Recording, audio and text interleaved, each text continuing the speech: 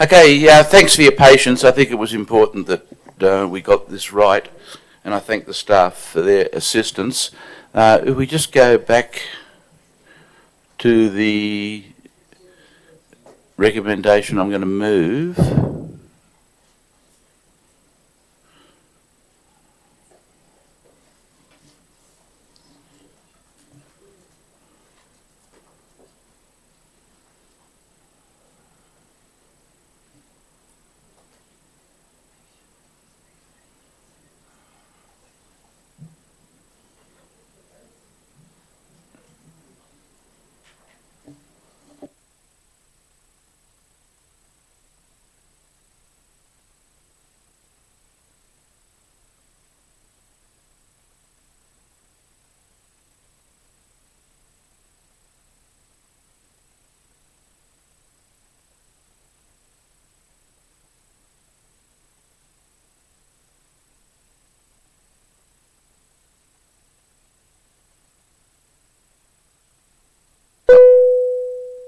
You've taken out that first bit, but we need number two, that in relation to resident submissions. That should come at the very end.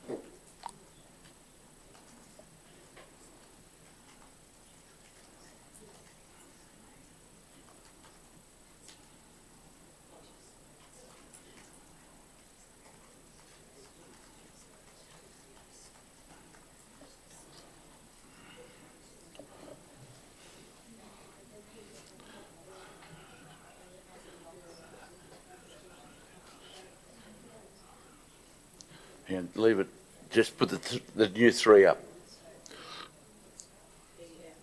Yeah, E. Yeah.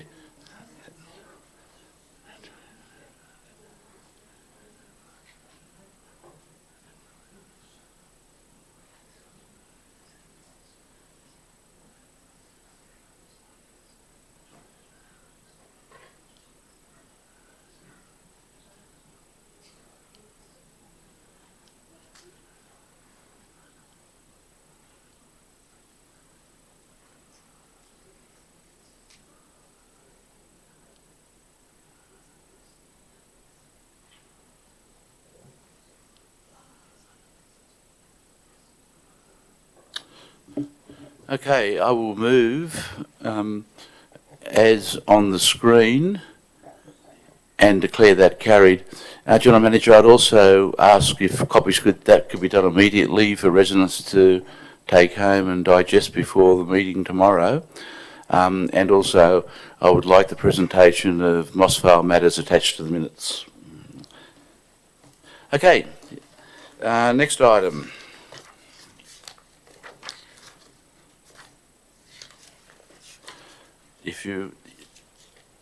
I've adopted that, so if you want to, anyone wants to retire, feel free. You won't be considered to be rude. But if you want to get a copy of what's been moved, they're doing it, so give them a couple of minutes. Thank you.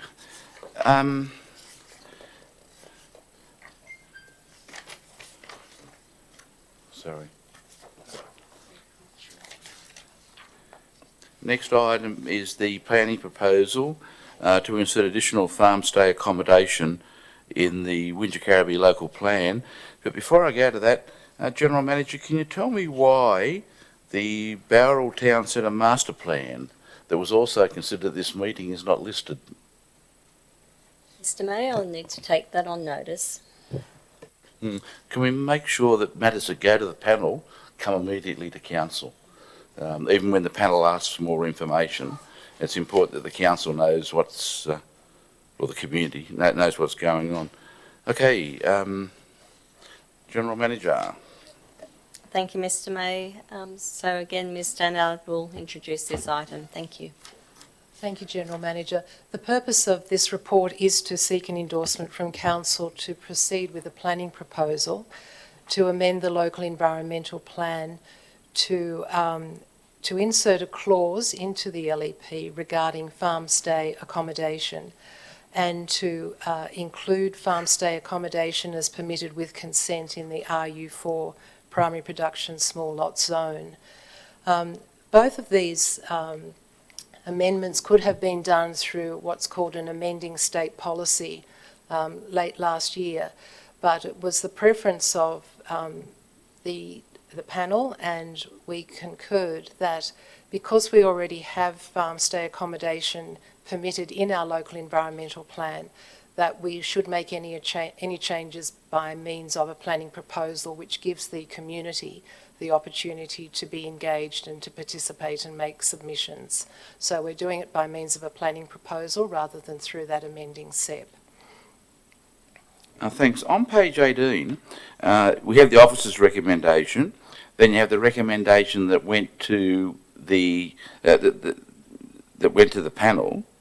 But then the panel supported the recommendation above and provided the following advice. I read it, it's the same as your recommendations. Yes, it is. So there has been no change. For transparency, it was put that way to indicate there was no change between the recommendation, the panel's advice, and the recommendation coming to council. Okay, thanks for that. In relation to item 8.2, I'd move the officer's recommendation 1 and 2 as outlined on page 18 of the business paper and declare that carried.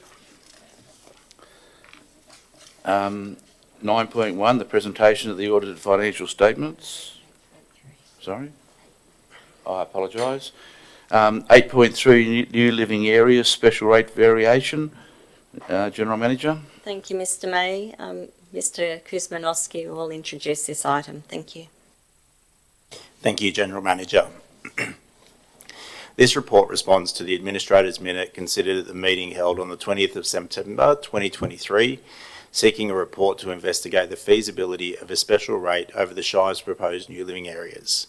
The report covers the options of a special rate for new living areas to be paid by those only who live in the new living area. The focus of the report was centred on the Ashbourne Estate and the Bowral South new living areas. In reviewing the current documentation for the Ashbourne Estate, it was identified that further asset-related information, such as a complete asset inventory, is required to make an informed decision. This information would guide Council's required asset servicing strategies for the new living area. Other considerations, such as needs for increased customer service officers and development assessment officers, would also need to be considered in service levels. The Bowral South new living area servicing strategy is currently being prepared with consultants. The basis for the comprehensive asset information is to ensure that Council's engagement with the community is meaningful and transparent, and also fulfils the documentation required for IPART. Based on the timeframes required for a special rate variation to be submitted to IPART by February 2024, it is recommended not to proceed with a special rate variation for the 24-25 financial year for the new living areas.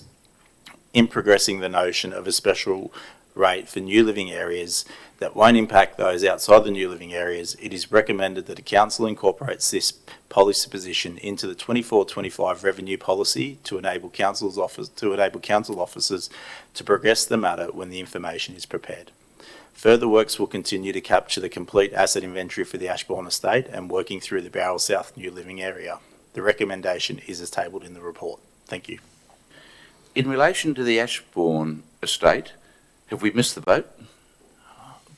I'd say no. I think there is, I'd say there's still opportunities for that. As you know, I feel strongly about this, and I'm sure residents will agree with me, that where these new land releases occur, existing ratepayers shouldn't bear the burdens of the extra use of infrastructure, etc., etc.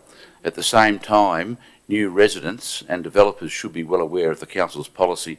So I'm hoping that I'll probably be long gone, but this proceeds so that there is the opportunity to play a bit of catch up as well, because this hasn't happened in the past, and there's much more strategic thinking going on at this place these days. So I thank you for that, and the fact that we haven't missed the boat. There's still a chance we can do it, but I understand you need information to justify what you're trying to do. Correct, yes. But I can just imagine the impact on development assessment area of all these new homes. It's going to be massive. And why should existing ratepayers bear that burden? You know, people say that, oh, we paid our application fee for the DA. It's nowhere near what it costs the council to consult properly with its community in dealing with these DAs. Anyhow, in relation to item 8.3, I'd move the officer's recommendation as outlined on page 24 of the business paper, 1, 2, 3 and 4, and declare that carried. We now move to item 9.1, the presentation of the audited financial statement.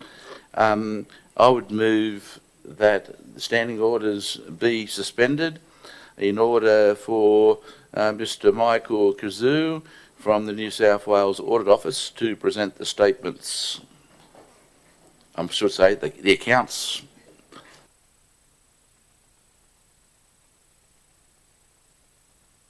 I declare that carried.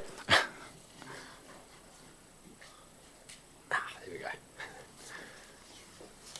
Apologies for keeping you waiting. We normally do this first, but I'm afraid residents took precedence. No, that's fine. Thank you. Thank you, Mr. May. And thank you, everyone, for inviting me today to present the results of the 2022-23 financial statements of Wingecarribee Shire Council. For those of you who don't know me, my name is Michael Kazoo, and I'm a director at the financial audit branch at the New South Wales Audit Office, and I'm also the engagement controller responsible for signing the Wingecarribee Shire Council financial statements.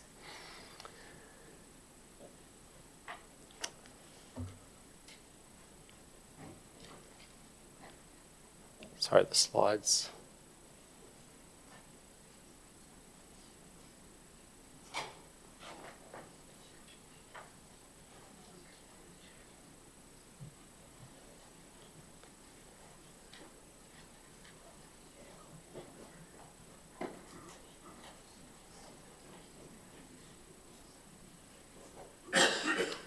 Thank you. So before I start discussing the results of the 2022-23 financial statements, I thought it might be worth providing a bit of a brief update on the work of the Auditor General. So the audit office is broken up into two main branches. There's the financial audit branch and the performance audit branch at the audit office. Obviously, financial audit is the audit of the financial statements, but there's also a performance audit where there's a deep dive in specific areas within council or within any government agencies really, and it's more of a deep dive into specific areas within organisations. The Auditor General released her forward work program over the next few years, and I thought there's a list there of some of the main audits that are going to be upcoming over the next few years. Some of them are more relevant than others, I guess, for Wingecarribee Shire Council, but some there, such as the cybersecurity performance audit, is definitely one that may be of importance. I know that Wingecarribee Shire Council is not one of the auditees, but a lot of these findings can definitely be used by other councils to find any gaps in that space. So cybersecurity is one that's going to be tabled early next year, and that's really looking at how well councils are managing the risk of cybersecurity. Road management's another one, and that's really, I think there's a focus there on regional roads and how well councils managing and ensuring that there's an effective, efficient approach in managing roads in terms of maintenance and renewal of roads as well. And then there's also in the future a few audits, especially there's a bit of a focus on governance and financial reporting by the Auditor General over the next few years. So so it's definitely worth having a look at in the future. Can I ask you a question before you move on to our statements then? Yeah. In relation, if you want to get back a slide, Yes. in relation to road asset management, is the intent of that to get a consistent view by councils on how they depreciate, etc., etc.? You would know the tricks that councils get up to. And the reality is, it's not consistent because it's not unaudited. So is that the intent? I'm actually not sure of the exact details of what they're going to be doing.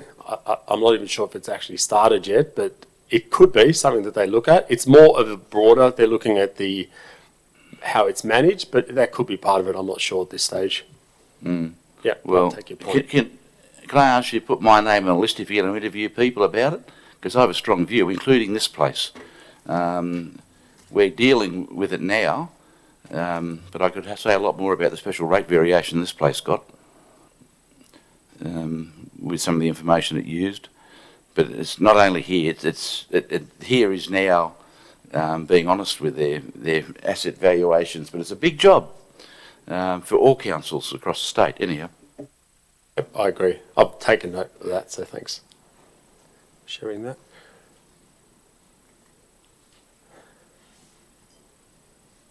So now I'll focus on the report of the conduct of the audit, which is really a summary of the results of the audit, but also provide some analysis on some of the key information coming out of the financial statements. I'm pleased to say that there was a clean audit opinion issued for Council's 2022-23 financial statements, which is always important in governance terms, and it's what it really shows is that the financial statements, there was no material misstatements identified.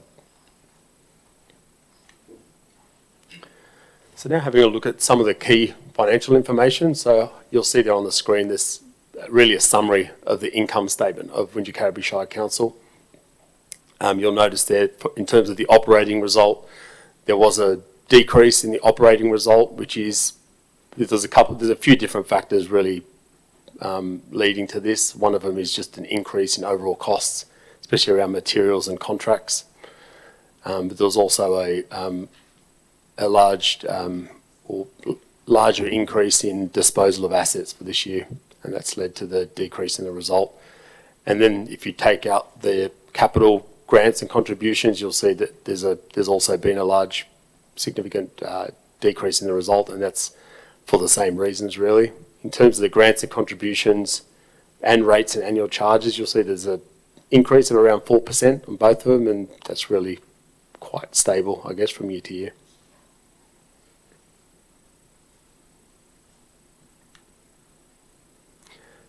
In terms of the cash position, so overall you can see that the cash position has slightly decreased from $204 million to just under $200 million as of 30 June 2023. You'll also notice the external restricted assets have increased, mainly coming out of the sewer fund, increase in the sewer fund and also in the water fund. But there's also been a decrease in internal allocations there. And that's really a decision of council in terms of allocating money for specific projects or specific future needs. It's not on the screen there, but there's also in terms of the unrestricted balance, there's an unrestricted balance this year of $7.1 million, which is a slight increase from last year, where the unrestricted balance for cash was actually $5.1 million.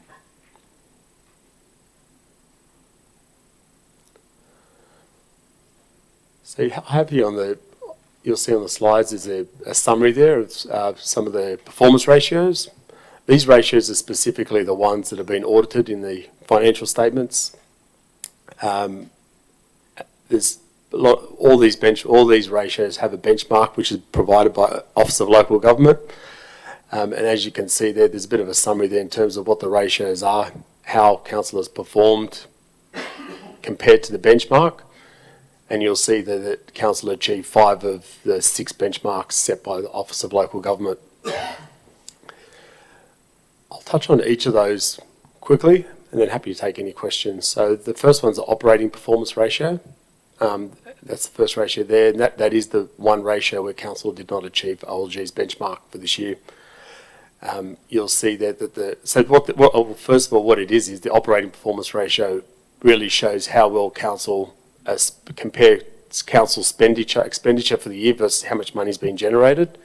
So the benchmark set by the Office of Local Government is 0%, so effectively breaking even. And you can see there the council's ratio was minus 3.2%, so effectively spending more than the revenue that was generated for the year.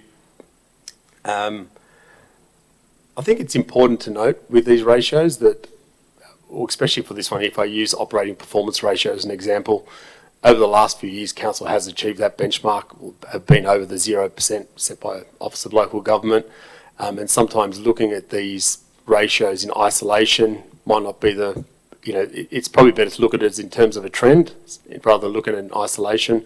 There's various reasons why ratios can move up and down from year to year.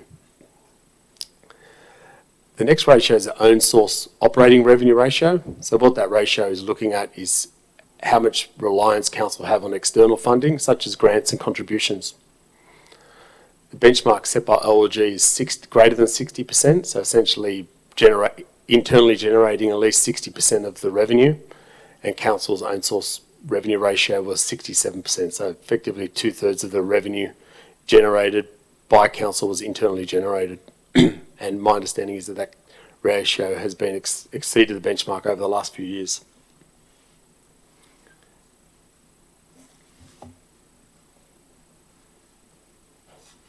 Next ratio there is the unrestricted current ratio, which really looking at how well council's ability to meet short-term obligations as the obligations fall due.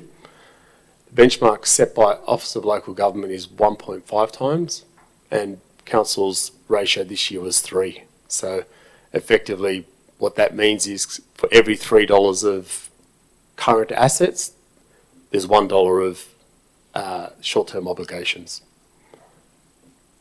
The next ratio, there's the debt service cover ratio.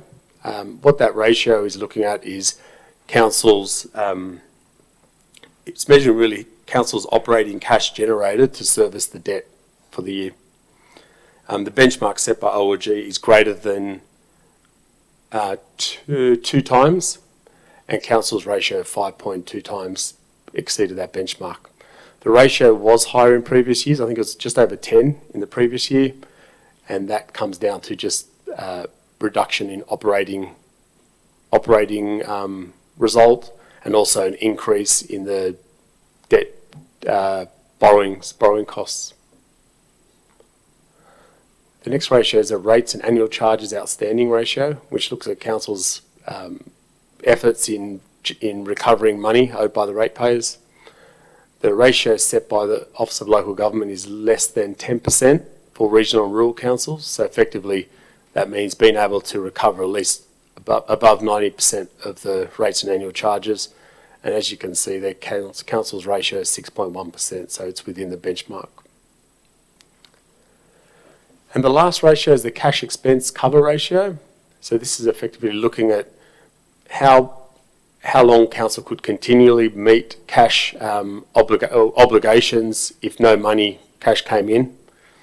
The benchmark set by the Office of Local Government is greater than 3 months, and as you can see there, council's benchmarks easily exceeds that at 17.7, and I think it's exceeded that for the last few years.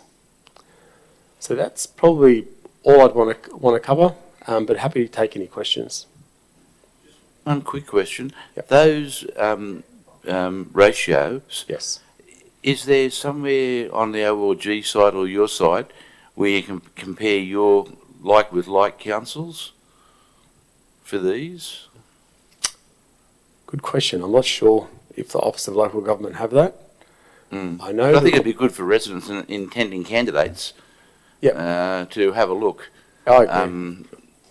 Because you hear so many things about councils generally, about their performance, but these are the critical, or some people think they're the critical, the Minister had a bit to say about this yesterday, information.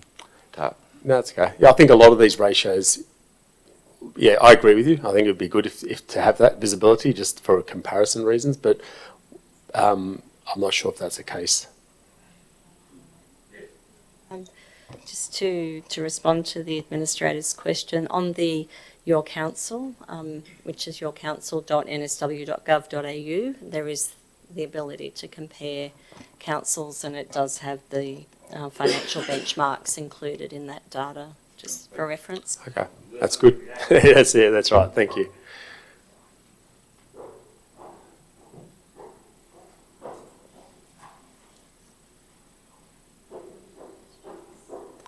Sorry, Oh, that's the end of the presentation. Thank you. that's it. Yes, that's it. Yes. I've got one question for you then.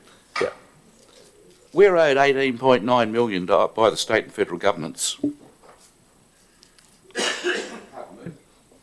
for mainly works done from floods and fires and stuff. That has a massive impact on our investments. Does the Audit Office ever make comment about this kind of thing? Because we won't be Robinson Crusoe. Every council is probably in the same boat. I can't ask you whether that's fair, but do you look at that kind of stuff, what the state government owes to councils? Because if a council didn't have our ability to pay it, how do they get on? It's probably out of our scope of whether they, in terms of when they should be providing it or not. Sorry, I can't help. Maybe I should be asking the General Manager to let the community know how much they're losing in investment opportunity by owing all that money, 'cause it's been a long time, hasn't it? But we're not Robinson Crusoe. A lot of councils are the same. Yep, Anyhow, that's look, right. thanks very much for your presentation today, and it's great that we've got a good audit, and we declare our red fleet. Thank you. Thank you, Mr. Mayor. Thank you, everyone. Pardon me. In relation to item 9.1, I'd move the officer's recommendation as outlined on page 29 of the business paper. I'm sorry, I've got it back into council. Yeah, sorry. I move the standing orders be resumed at about 4:45. Declare that carried. I'd now move in relation to the audited financial statements, the officer's recommendation as outlined on page 29 of the business paper 1 and 2, and declare that carried.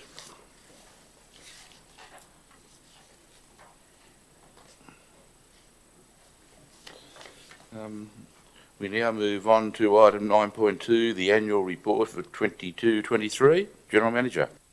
Thank you, Mr. Mayor. So I will table our annual report, and this will be uploaded to Council's website, our New Look website, this afternoon. Ms. Lidgard, the Manager Governance and Corporate Performance, will be speaking to this item, followed by the Acting CFO, Mr. Conrad. So hand over to Ms. Lidgard. Just wait for the presentation to come up. Okay. So this report presents Council's annual report for 22-23 financial year. For tabling, councils must prepare an annual report within 5 months of the financial year. This presentation provides an overview of the annual report and highlights for the financial year.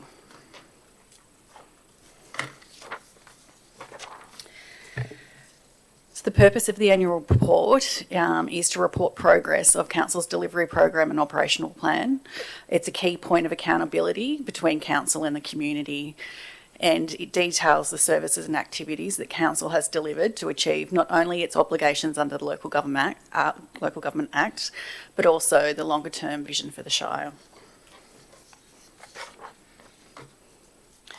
So in our annual report for 22-23, there were focus areas for Council. This included improving communications and engagement, fixing local roads, footpaths and drainage, protecting our natural assets, improving car parking around town and village centres, transparently managing development and growth, enforcing development and building regulations to ensure fairer outcomes, and strategic planning for current and future communities. So the annual report will detail how we've gone in achieving in those focus areas. In terms of overall performance, at the end of June 2023, 176 of Council's annual deliverables were on track, none were on hold, 4 were delayed, and none were considered critical.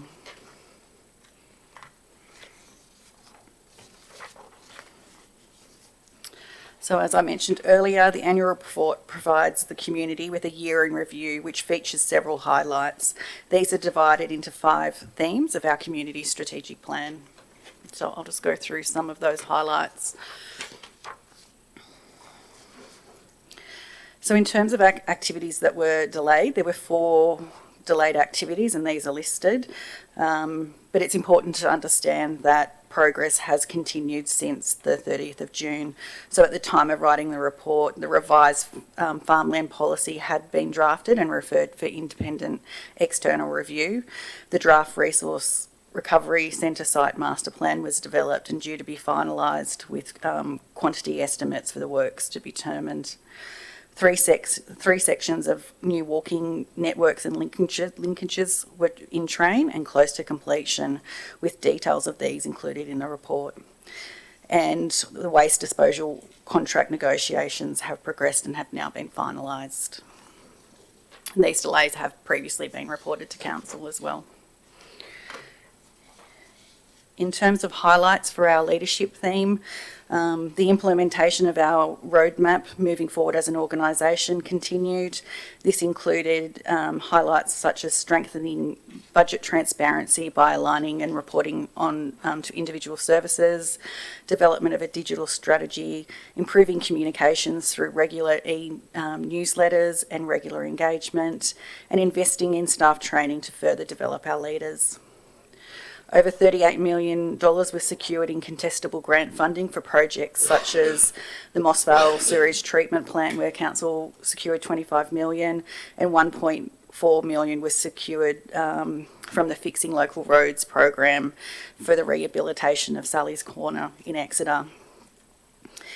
There was the completion of system upgrades to improve access to information on development applications. We undertook a review of our community strategic plan to better reflect current and new emerging issues. There was a review of Council's community engagement strategy to enhance opportunities for community participation in decision making, and the adoption of a property investment strategy to support growth and diversification.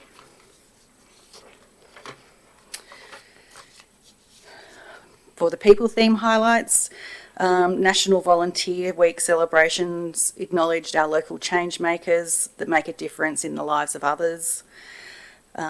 We also awarded almost $120,000 as a part of Council's community assistance scheme. There was the introduction of new technology and expanded resources in our library services, improving access to information and resources for the community. The Community Expo, with over 35 exhibitors helping community discover a range of services and support groups, was also held. HSC study sessions, which were a collaborative project that provide students with a quiet and shared study space and emotional support. And then there was also the International Day of People with a Disability and a successful Creating and Thriving exhibition showcasing local artists in the Civic Centre Atrium Gallery. For places, highlights included the transformation of Barrel Memorial Hall, which was a project over $1.4 million plus $250,000 in Creative Capital Grant, the completion of the extensive and cost-effective upgrades to Station Street Barrel at almost $8 million. There were extensive playground upgrades which were completed in Moss Vale and Mittagong as a part of a co-designed activity with the community, spending just under $430,000. There was the introduction of the dedicated pothole crew to boost our response to fixing local roads in the wake of extreme weather events. This was a 1.3 million additional funding over 3 years, including staffing, material and a new truck. There was progression of the 20 million Old South Road rehabilitation project to improve traffic flow and provide a more safe and enjoyable driving experience, and lighting upgrades at Erridge Park and Lowsby Park to meet the current and future sporting needs of our community.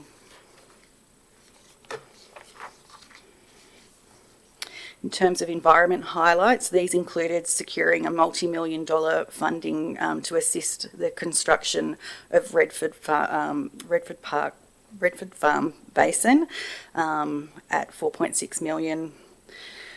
Council is embarking on a historic renewable energy plan with the signing of a power purchase agreement, which was one of the largest ever joint electricity purchasing agreements in New South Wales. Also, the development of a new stormwater management policy to manage often complex flood-prone land issues, and securing over $1 million in critical funding for koala protection. Council was also making headways in resource management and recovery with a 2% increase on the amount of waste diverted from landfill over a 12-month period. In terms of economy, there was the completion of the first phase of the Southern Highlands Innovation Park Master Planning process, which involved a $270,000 grant.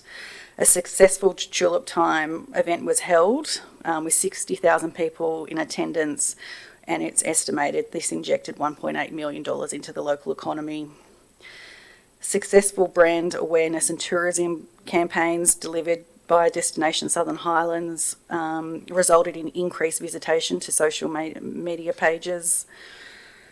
Borealis in the Vines, which brought a multi-million dollar injection for local economy, as well as the Northern Lights to the Barrel Winterfest, injected $19 million into the local economy. And finally, a community-led approach to strategic planning with the continuation of place plans for Robertson, updates to our LEP to improve business opportunities, and a review of low density controls to make it easier for the community to navigate planning while protecting the local characteristics of our towns and villages. So, as the General Manager indicated, we'll be making the annual report available on our website this afternoon. This will also include a link to our audited financial statements. They will also be hard copies available in customer service, our libraries, Destination Southern Highlands, and by contacting Council.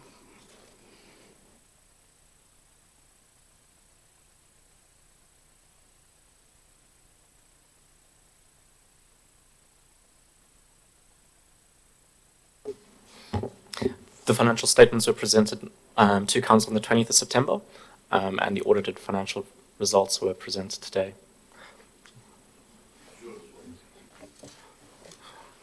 Okay, in relation to the annual report, will that feature in this week's e-newsletter?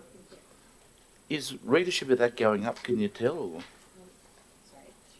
Through Mr. Mayor, yes, we can tell, and yes, it is. Good. In relation to item 9.2, the 22-23 annual report, I'd move the officer's recommendation as outlined on page 32 of the business paper and declare that carried. We now move on to the quarterly delivery plan and budget review to the 30th of September. General Manager. Thank you, Mr. May. I'm back to Ms. Lidgard, who has a short presentation on the highlights for that quarter, the first quarter of the financial year. Thank you. Thank you, General Manager. So this report provides an overview of Council's progress towards achieving the delivery program and operational plan for the period 1st of July through to the 30th of September. I also have a presentation for this, so I'll just move to that now. I will be also handing over to the Acting Chief Financial Officer to speak to the budget, so I will speak to the the operational plan update.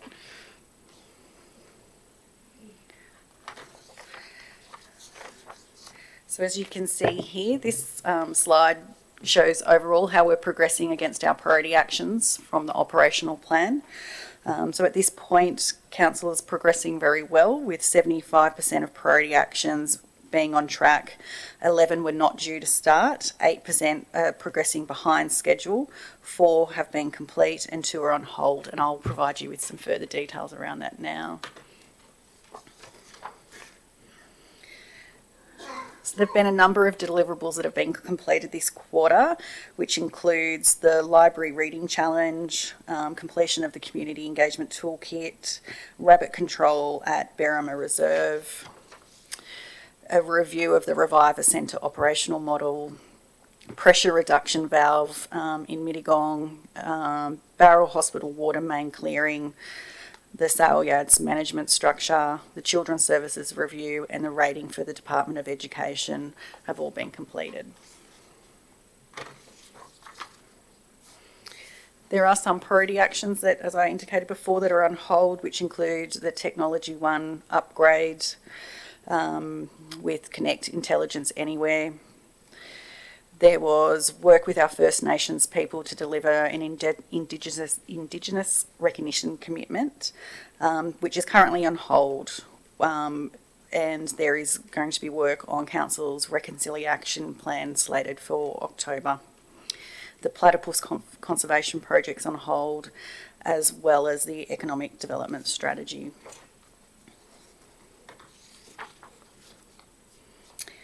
There are 18 priority actions that are behind schedule. These include implementation of a integrated risk management roadmap and action plan, a review of user admin access to key corporate systems, digitisation of council's physical records, the development and implementation of a health and wellbeing plan, upgrade of integrated water cycle management plan, reducing the development assessment timeframes, implementation of a development assessment process review, establishment of a development compliance investigation, and deliver revised public places and animal procedures for rangers.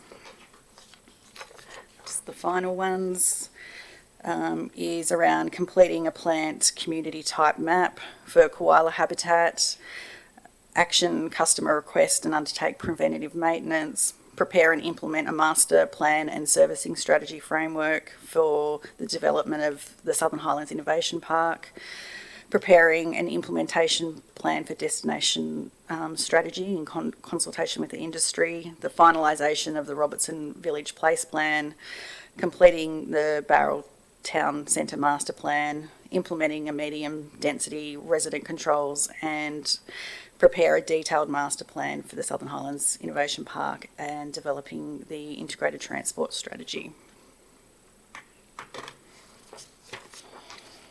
There are a number of highlights that I'd like to walk through. So some of the highlights across this quarter include youth drop-in sessions at Hilltop Community Centre.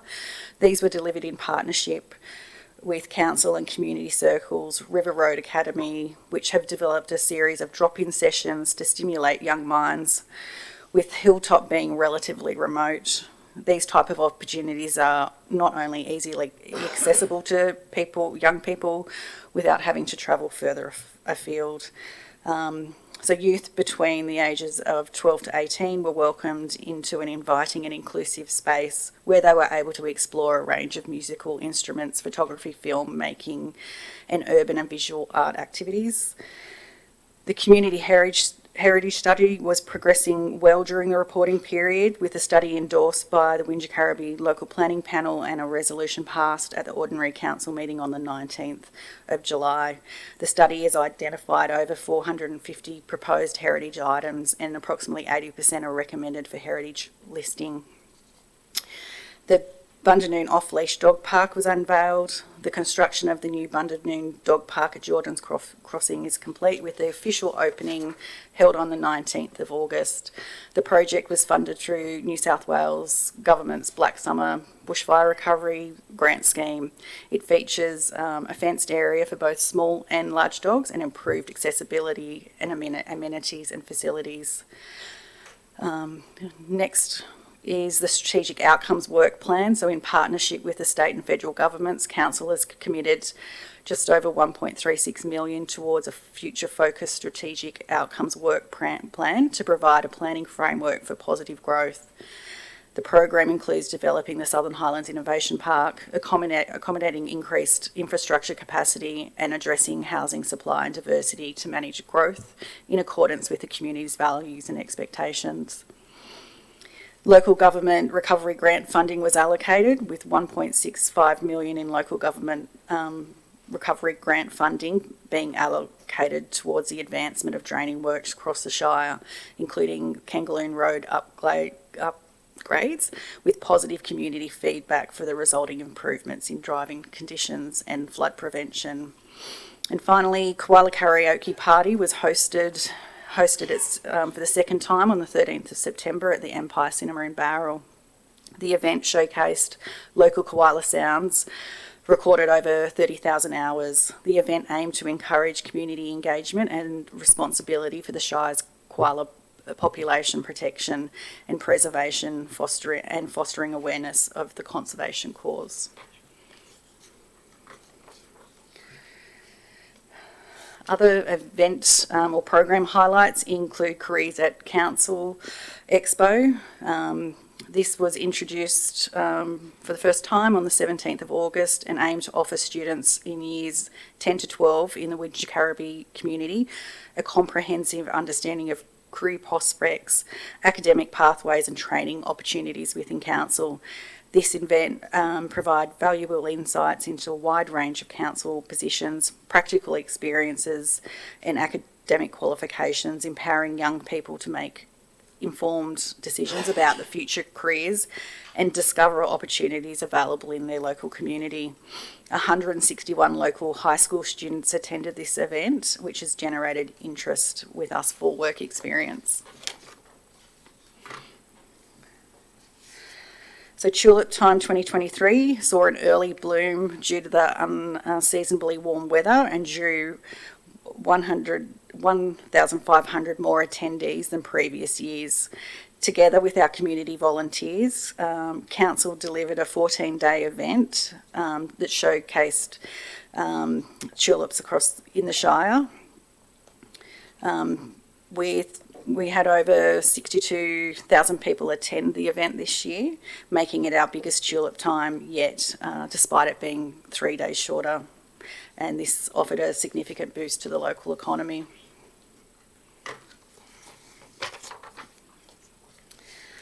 Also during the quarter, emergency management and resilient meetings were held, so community members were invited to take part in emergency management and resilience meetings in September 2023 for our northern and southern villages, and these were facilitated by council. The sessions provided information to community members on how the Wingecarribee Local Emergency Management Committee is working together with the SES and RFS, local land services, to plan for the Shire's disaster preparedness and emergency management.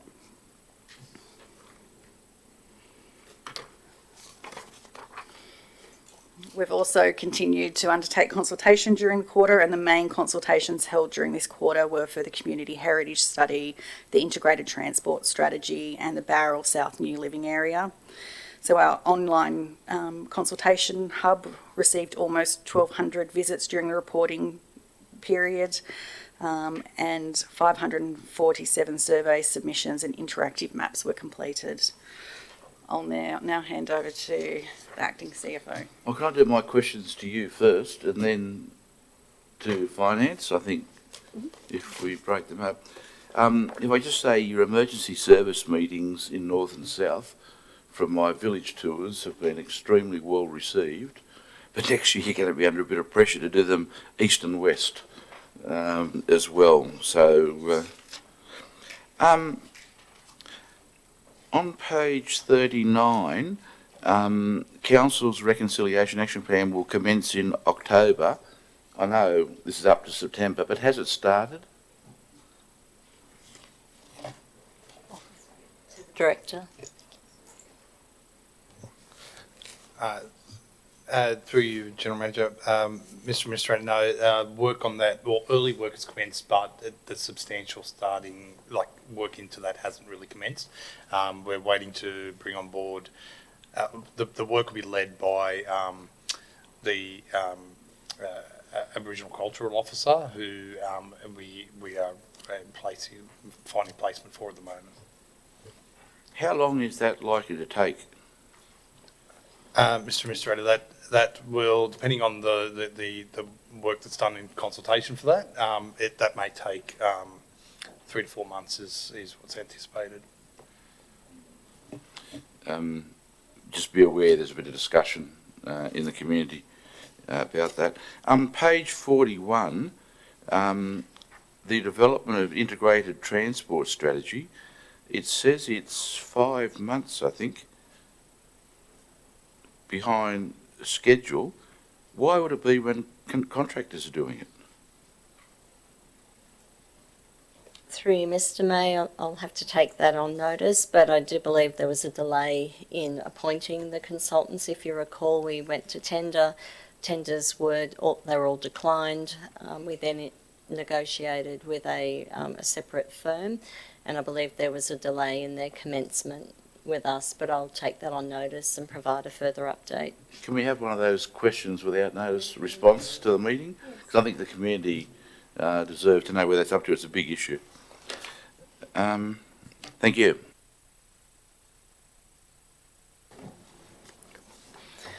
Thank you. It'll be a bit longer this time rather than the last one.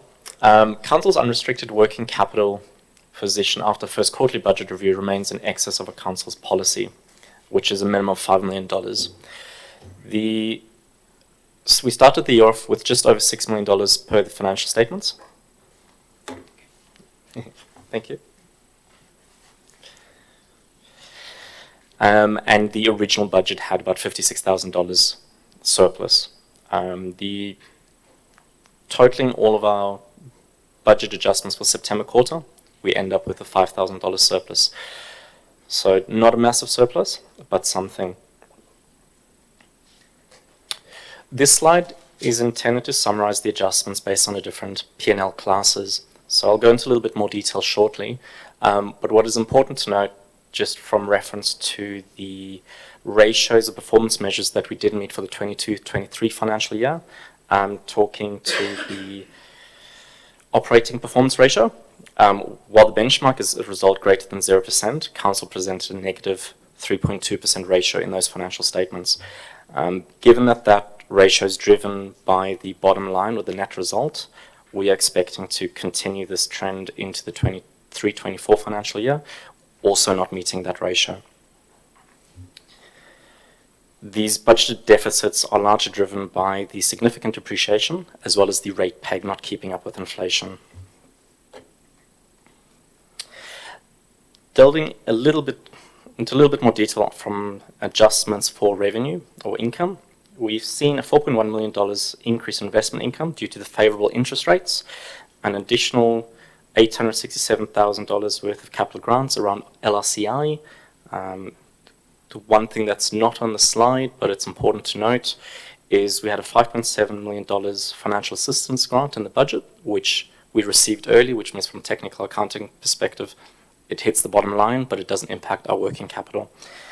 There was also a $637,000 credit note received in relation to workers' compensation insurance premium for the 22-23 financial year.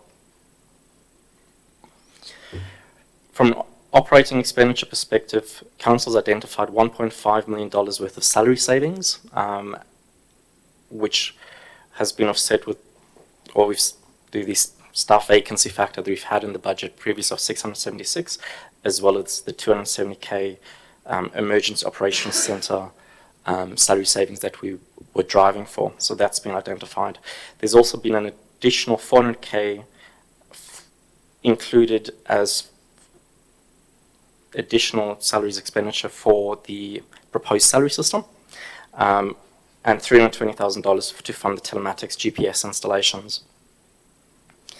There's an estimated $2.2 million that will be required for contractors and consultants in the planning, assessment and regulation area, which is partially offset by $435,000 in salary savings in that area specifically due to vacancies. There's a long list of capital adjustments that we've done. Some of them deferrals, some of them are to bring into account funding that was brought forward in the 22-23 financial year. In this case, that was $1.8 million relating to Old South Road project.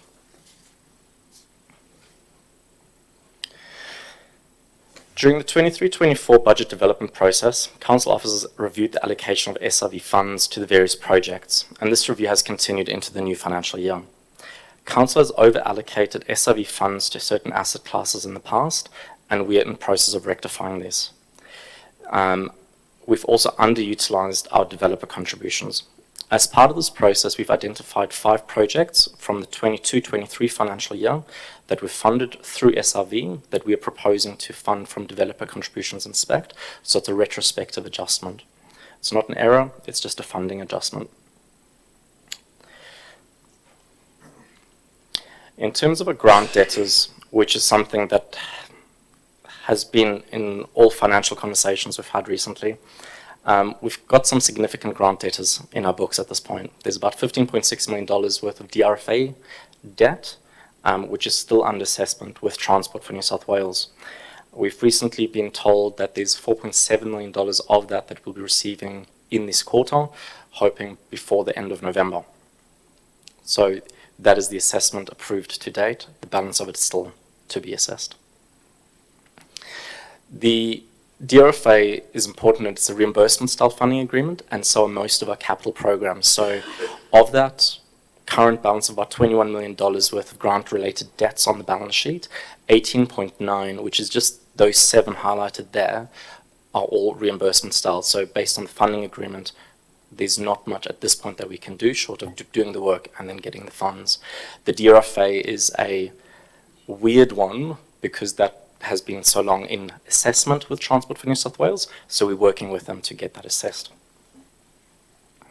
We've recognised about $1.4 million worth of new grants in this period and have received $5.7 million in grant-related funds. Now, in terms of a grants update for the quarter, at 30 September, Council has been successful in 7 applications, or $3.7 million, and we're still waiting outcomes on 10 applications worth about $5 million.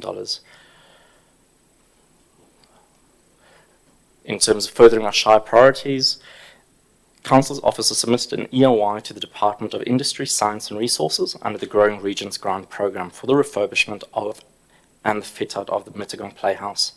The outcome of this expression of interest is still pending, and if this is successful, it will result in an application being submitted for these funds to further that project.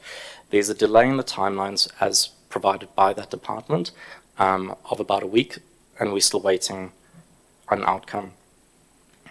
As mentioned earlier, the internal savings to fund the cold shell for the Emergency Operations Centre have been identified, and an application to the Office of Responsible Gambling and the Club Grants Programme has been submitted to complete that fit-out of this cold shell. The next few slides are intended to highlight some of the other grant successes that we've had in this quarter.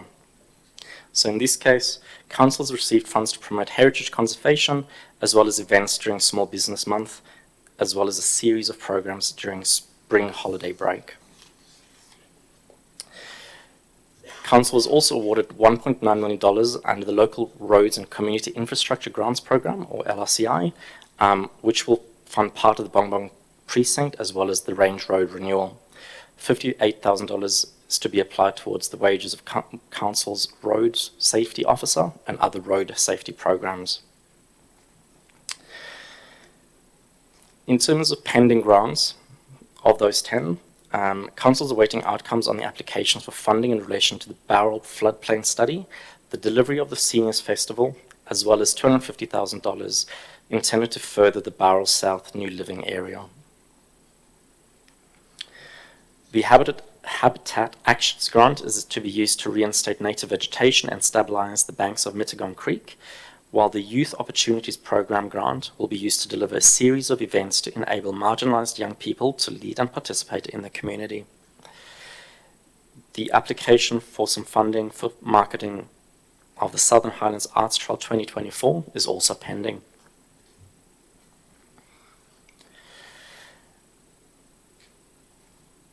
As mentioned earlier, these are the two, the Mittagong Playhouse of just over $4 million and the Emergency Operations Centre of 270, which is also still pending. The last one on that list talks to the funds for the Country Passenger Infrastructure Transport Scheme, is to install 2 new bus shelters. That's it. Thanks.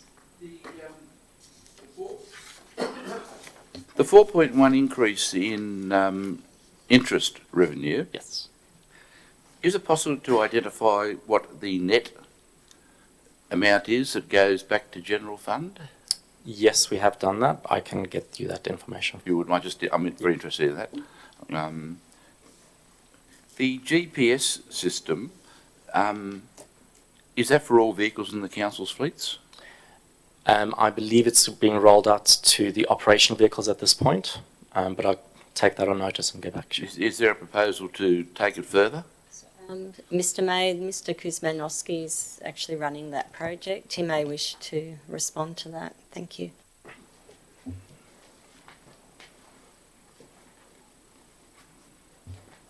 Thank you, General Manager. Mr. May, operational vehicles only, just due to the savings and the costs, rolling it out to what we call the leaseback vehicles is not in scope at the moment. It's unfunded. Is there a plan to do the leaseback vehicles and the mayoral vehicle? At this stage, no, until we can find some funding. There is a phase 2 of it, but it's unfunded at this stage. You wouldn't be aware, but the former mayoral vehicle was the subject of considerable discussion where it went. And I think it would be a good idea if it was on a GPS system, but that's up to an operational matter. I'll leave it to you guys. I'll speak with the General Manager. Thank you.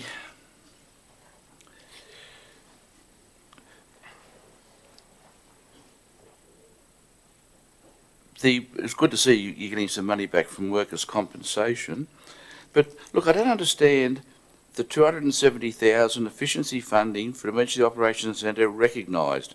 I thought that came out before the budget was adopted. It was. So the $270,000 just from the transactions in the ledger was in the budget. We've just unwound it and actually included it in the $1.5 million savings, identified specifically what we're saving, rather than just having a lump sum figure in there. I don't understand, so offline, can we have a discussion? Because that's recurrent as far as I'm concerned, the Yes, 270. So is my understanding right? Correct, yes. Okay, thank you. No need to worry about it then.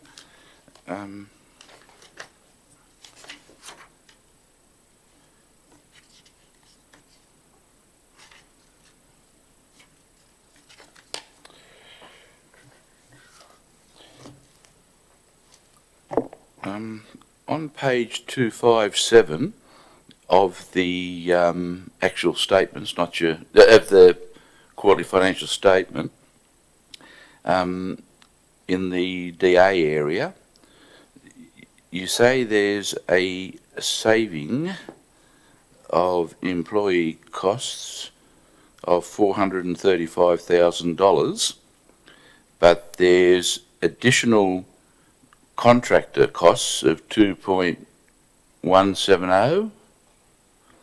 So can I assume the true cost for the 12 months of substituting employees which we can't get, or which we're getting slowly, with consultants is about 1.7 million? The net difference, yep. Yeah. And so that wouldn't be recurrent if everything goes to plan. Sorry, to you, Mr. May, no. So at the moment, we're going through a process of, again, clearing backlog. We're also updating, as you see, reflected in the end of quarter budget papers. We're also proposing to introduce a new salary system, which enables us to be more competitive in the market. And to be frank, because our reputation in local government has changed for the positive, we're able to attract and actually bring back some good quality staff that have left in the past. So we're currently filling a number of roles in the planning area. Well, that's a credit to your leadership. Okay, that was all I had. The 20 million the state government in effect owes us, that must have a massive impact on interest on investments. It will. I'll get you that information. Yeah, it's, and I think we should be making representations. I know I have at country mayors, but we need to do something formal about that because it's, and while I think of it, the other thing we should do is write to the Land and Environment Court to find out what's happening with Frensham. That's gone on for 2 years. I reckon it'll be a long time since that appeal was heard, and I think you can write to the Chief Justice. Okay, in relation to item 9.1, in relation to item, page number,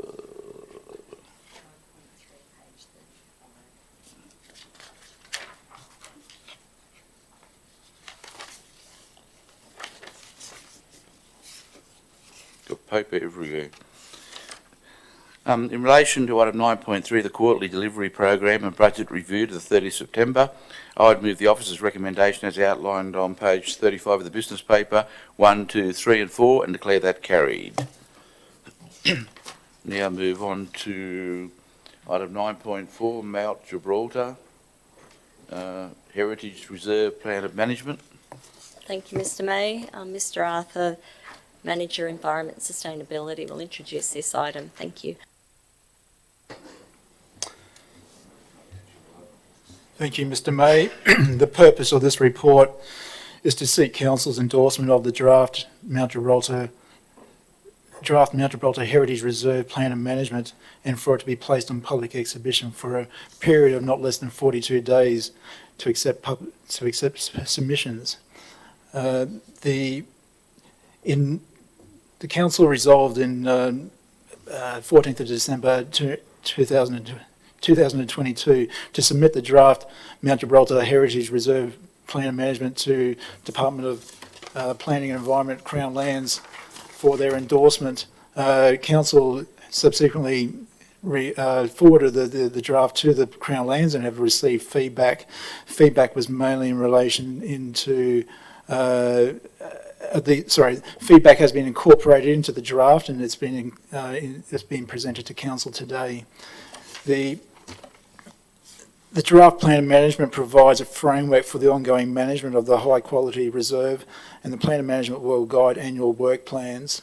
It's proposed that the draft plan of management be placed on public exhibition from Friday the 17th of November, with written submissions invited from the public until Friday the 23rd of February 2024. This exceeds the required exhibition period and accounts for obviously the Christmas, New Year and school holiday periods, so that's an extended period has been allowed for. A public hearing will also be held, is also proposed for the proposed categorisation of that part of the reserve that is council owned, community land, and the public hearing is scheduled in the week commencing 5th of February 2024. A project page has been established on Council's Participate Wingecarry website, and it will be live once this is adopted, and residents will have the opportunity to complete an online form on the Participate Wingecarry project page, and also to make submissions by way of email or letter. Thanks for that. I don't understand if the council resolved in December 22 why it wasn't sent to the Crown Lands until the 8th of May 23.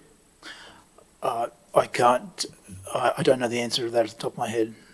Can you send me a note?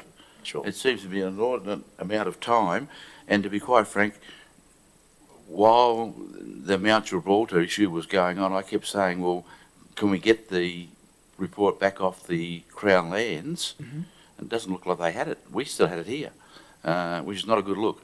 Yes, Sorry. Mr. May will put that through as a question with notice as well. Thank Sure. you. Thanks. It's not a criticism, I just don't understand why it took so long, that's all. In relation to item 9.4, Mount Gibraltar Heritage Reserve Plan of Management, I'd move the officer's recommendation on page 49 of the business paper, 1, 2 and 3, and declare that carried. The private land conservation plan, General Manager. Thank you, Mr. May. Mr. Arthur again. Thank you. Thank you, Mr. May. The purpose of this report is to present an updated and revised private land conservation plan for the years 2023 to 2028 and seek endorsement for public exhibition for 28 days. Following the public exhibition, a further report will be provided to Council to adopt the final plan. The original private land conservation strategic plan was adopted back in 2017 and was a 5-year plan that's been due for renewal this year. The updated plan provides the framework for ongoing investment and support by Council to facilitate biodiversity conservation on private land in Wingecarry Shire. The award-winning private land conservation program has successfully encouraged tree planting and natural area restoration and biodiversity monitoring on private land for the last 14 years. The program has led to positive outcomes throughout the promotion and leverage of additional state government and other funds for species on locations specific into time-bound biodiversity projects. It is a long-term commitment and relationship that has helped make our Land for Wildlife program and Habitat for Wildlife program so positive and successful for the environment and the community. The revised and updated plan shows strategic alignment to the community strategic plan, environment and climate change draft strategy, community engagement strategy, and also the local strategic planning statement. The stated goals of the plan is to facilitate and promote the conservation of biodiversity on private land in Wingecarry Shire. That's it. Thanks for that. In relation to item 9.5, the private land conservation plan, I'd move the officer's recommendation as outlined on page 53 of the business paper, 1 and 2, and declare that carried. 9.6, pesticides certification plan. Yes, last one for Mr. Arthur. Thank you. Yep, thank you, Mr. May. The purpose of this report is to seek an amendment to Council's pesticide notification plan. A pesticides notification plan is required under the Pesticides Regulations 2017. Council adopted a pesticides notification plan to cover the period of October 2018 to November 2023. An amendment is proposed to extend the period of the current plan to August 2024. The amendment period will allow Council to complete and adopt its environment and climate change strategy, which is currently on exhibition, ahead of the pesticides notification plan being reviewed and allow proper community exhibition. Council's pesticide use is predominantly associated with the control of weeds on public managed land, and that's for a number of purposes, including managing threats to economy and biodiversity, managing road safety, public safety, effectiveness of infrastructure, maintenance of asset integrity, quality control and amenity. The purpose of the plan aims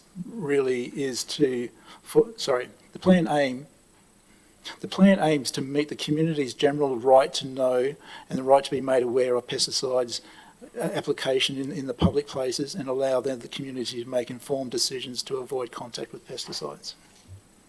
Thank you. In relation to item 9.6, pesticides notification plan update, I'd move the officer's recommendation as outlined on page 57 of the business paper and declare that carried. Southern Highlands Botanic Gardens Plan of Management, General Manager. Thank you, Mr. May. Mr. Hassan will be introducing this item as the acting manager assets, as our substantive manager assets welcomed a new addition to his family today, so he's elsewhere. Thank you. Thank you, General Manager. Mr. May, the purpose of this report is to seek the adoption of the plan of management for the Southern Highlands Botanic Gardens.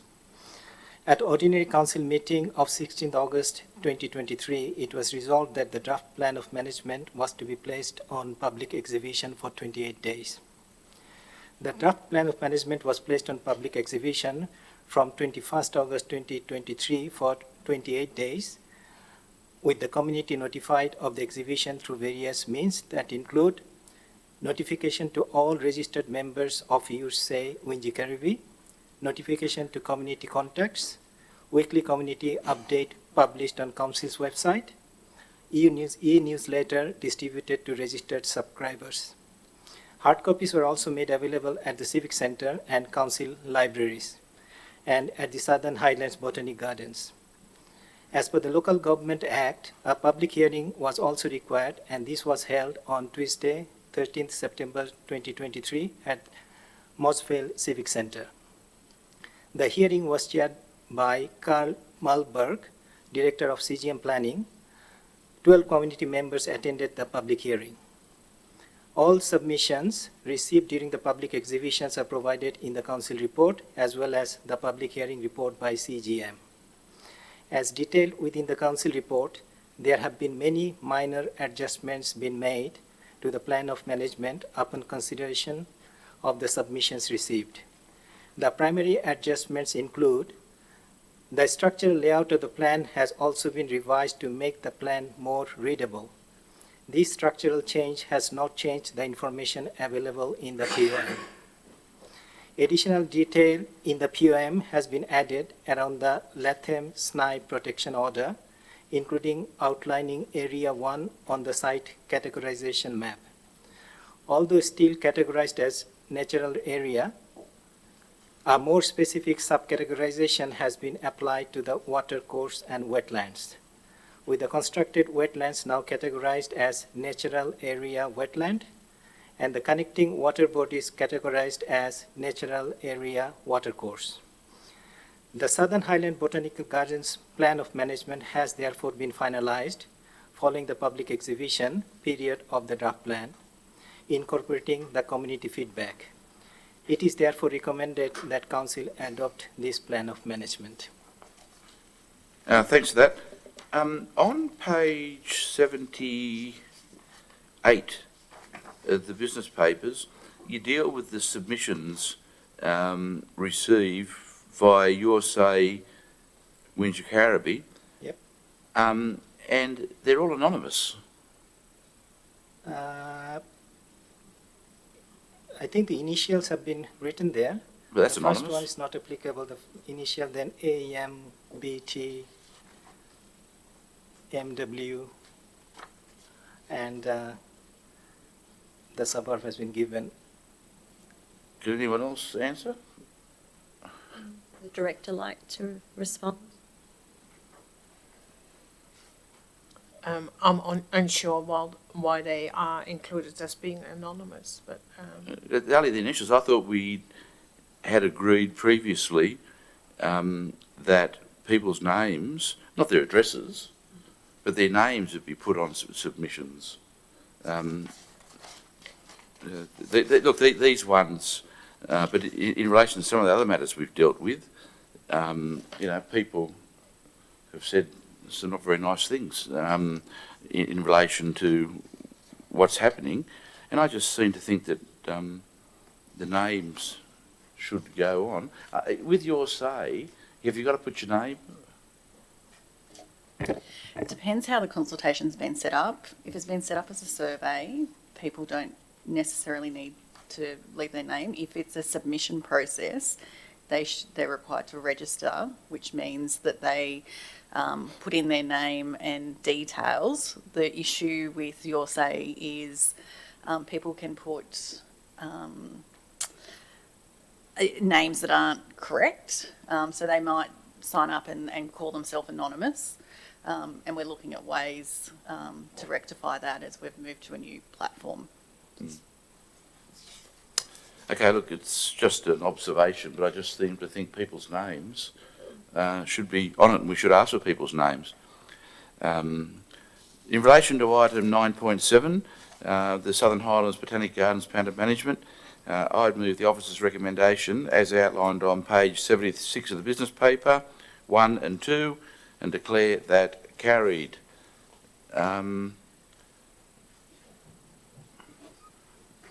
The Delivering Better Services Framework, page 86, General Manager. Thank you, Mr. May, to the Manager Governance and Corporate Performance, Ms Lidgard. Thank you, General Manager.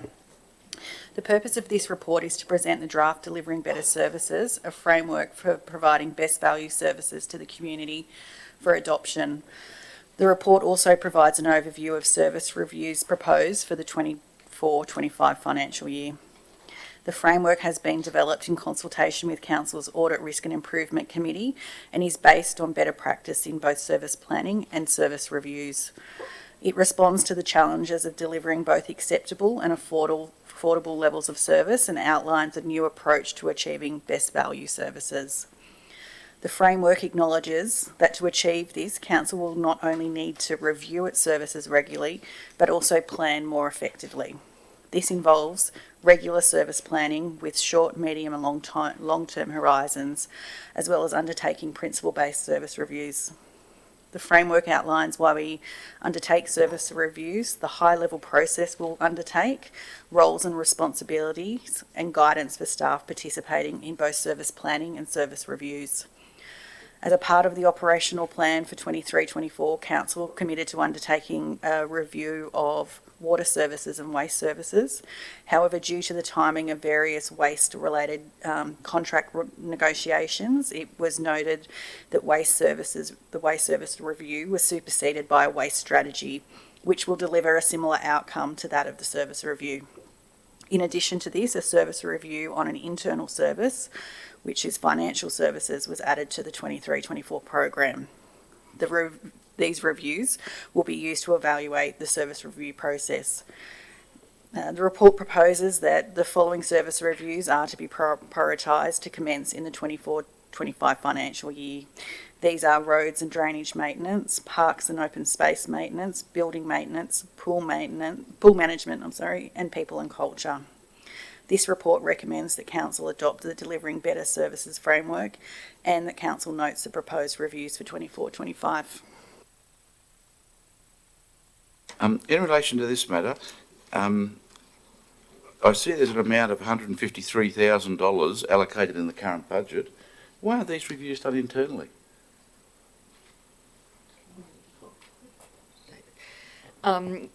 Because these are service reviews, there is actually a lot of work that needs to be undertaken because we're looking at, whether we're legally able to provide the reviews, the functions and breaking down those functions. So it is a considerable process. And in my experience, the two ways that you can do it is you can do it internally, but then you have to take staff offline for a period of 4 to 6 months to actually undertake them with the appropriate rigour to get the appropriate outcomes. But then you have to backfill those positions, or you can undertake them externally, and that generally results in a quicker time for delivery. And then we're able to then implement the recommendations from those reports a lot earlier. But you're saying in this report that even with the money allocated for external, they won't occur until the next financial year?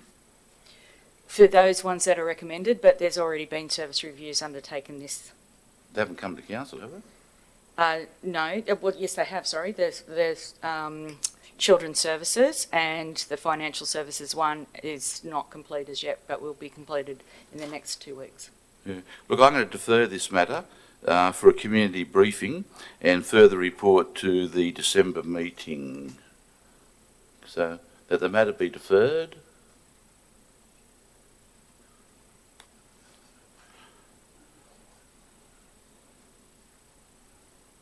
My personal view is we could be overcooking this. I am of the view that already you know what service levels are. Every council knows what their service levels are. And then it's a matter of staff reviewing them and consulting with the community, and then we may have to get consultants involved.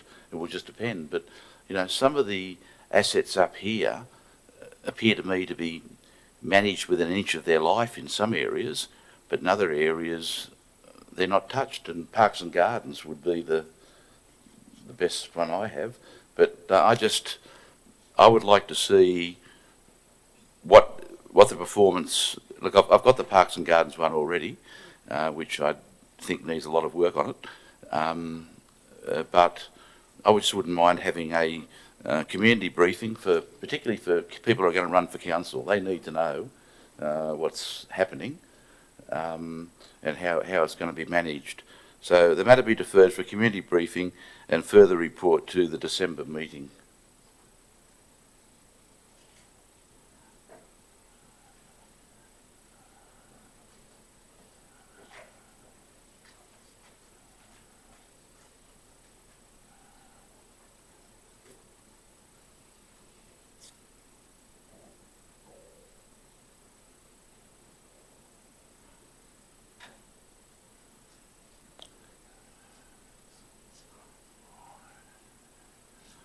Later on, if you just put an A before community, I declare that carried.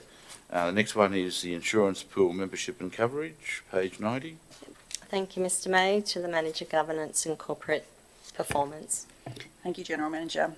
At the council meeting held on the 12th of May 2021, council resolved to undertake a review of its insurance pool membership and coverage.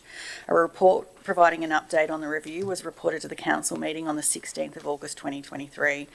At the meeting, council resolved to note the update and that a further report would be provided to the November council meeting, so this meeting. Council engaged PFS Consulting to assist council in reviewing its insurance pool membership.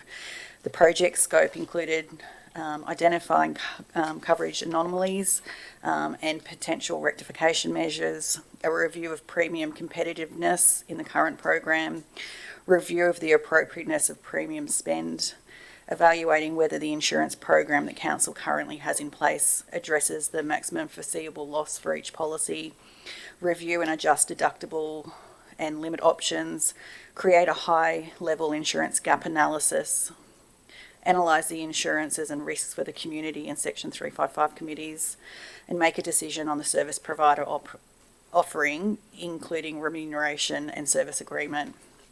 The review identified 24 key findings in relation to exposure, insurance arrangements and structure, analysis of insurance experience, review of policy coverage, analysis of other issues, and also provided a final recommendation. Council officers have considered the 24 findings from the review, and an analysis has been undertaken to identify gaps.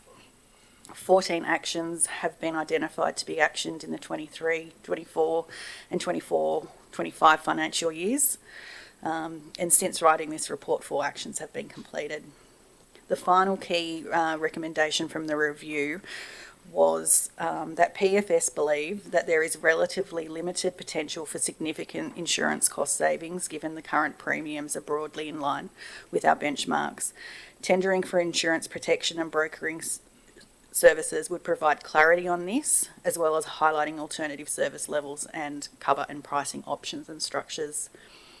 While tendering for insurance protection and brokering would provide clarity, it would also require internal resourcing. Council officers have determined various councils have recently undertaken an insurance review process by third-party expert review through open tender.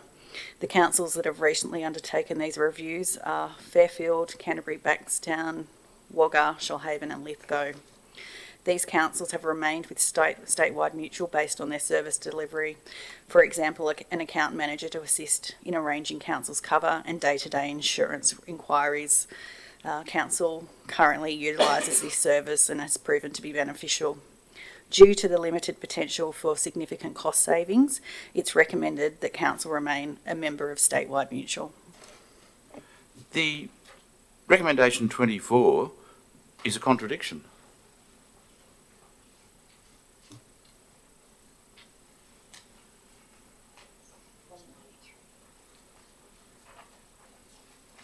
They say there's relatively limited potential for significant insurance cost savings, but then they say tendering for insurance protection and broking services would provide clarity.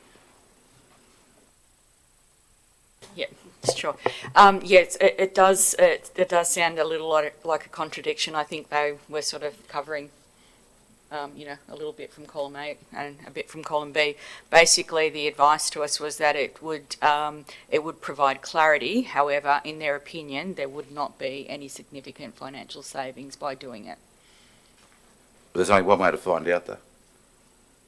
That's correct. Yeah, I'm going to move this matter be deferred and a full copy of the report be made available to the administrator. Does that need to be on a confidential basis? Or is it a public document? It has been marked commercial and confidence at this point. Well, I'm happy to move in that on the basis it's of a confidential document. So the matter be deferred and a copy of the report, full copy of the report by JLS Risk Solutions be made available to the administrator on a confidential basis.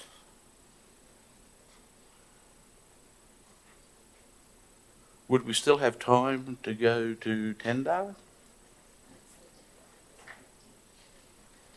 Well, we gave the 12-month notice. Generally, we start discussing the premiums in around about March. So we still have time, but the drop dead date would be the start of the financial year. Look, I think this is a very good report. I just want to get my head around it because there's no question there's challenges. There's been trying times. There's been a lot of claims. But when I was happy until I read 24, the last one, and I thought to myself, this is a contradiction. So I wouldn't mind just having a copy of the report to have a look at, and this will have to go to the December meeting, so I have to do it quickly.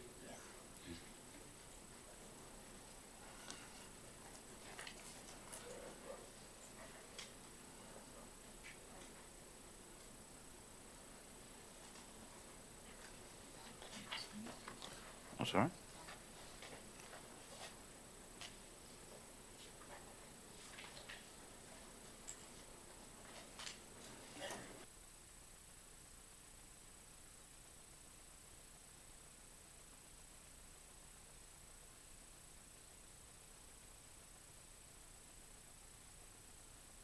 Comment with a view to the matter being relisted at the December council meeting.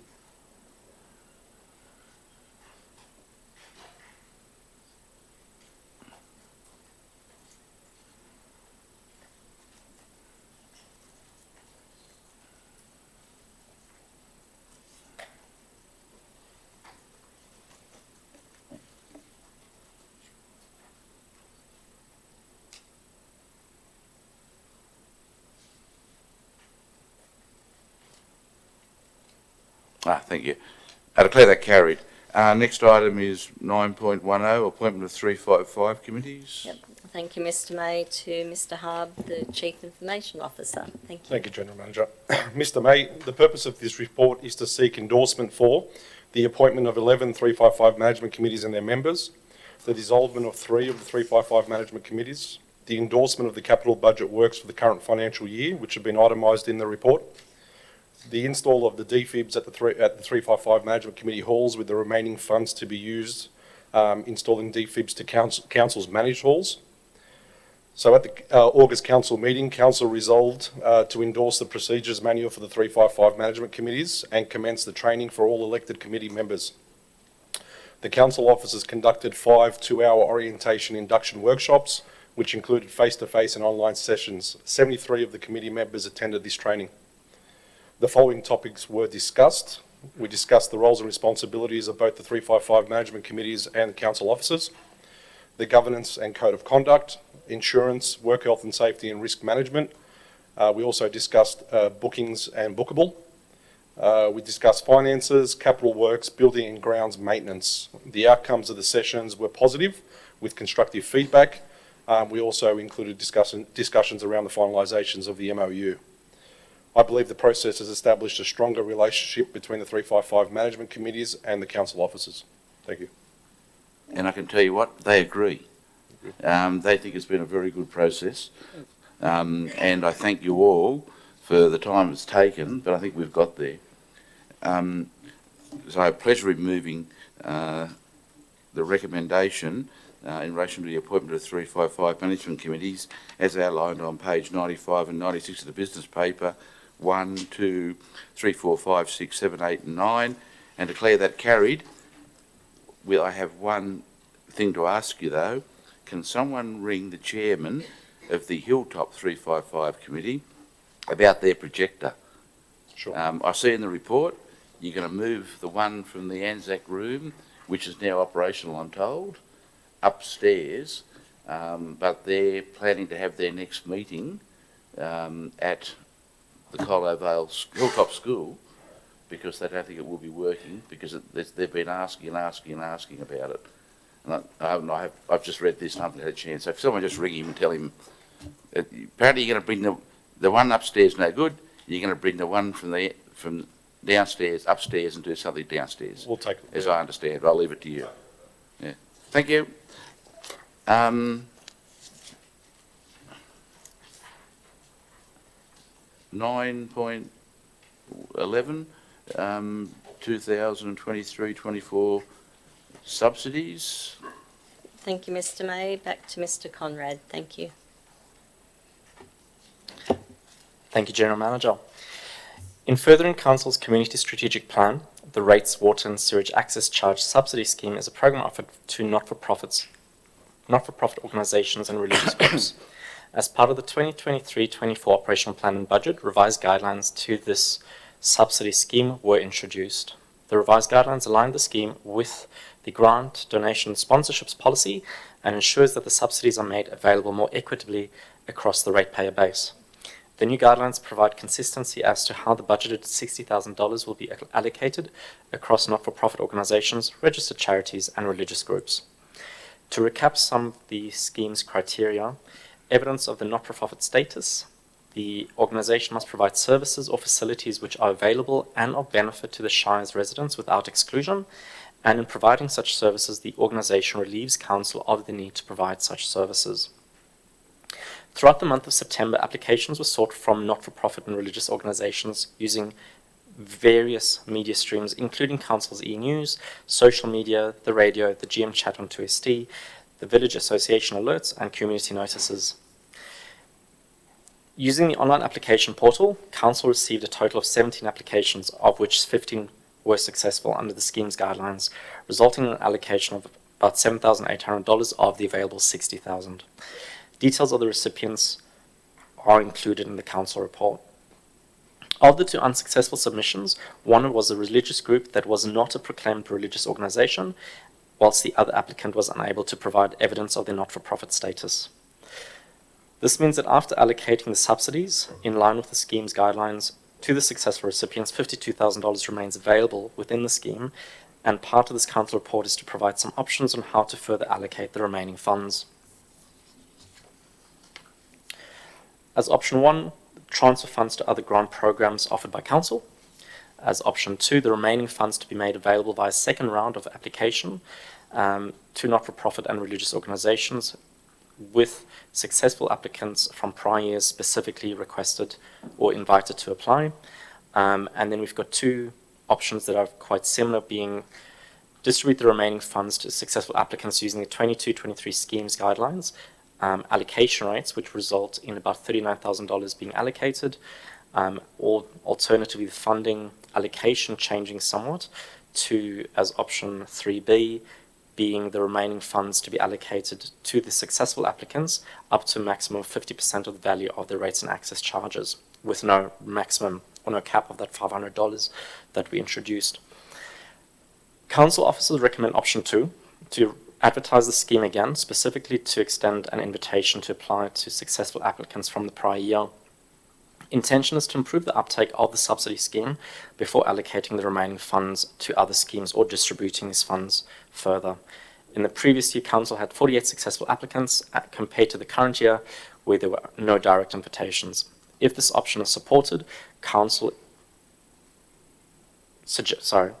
If this option is supported, suggestion is to keep the applications open from the 20th of November 2023 until the 22nd of January, with the view of report back to Council to the February Council meeting.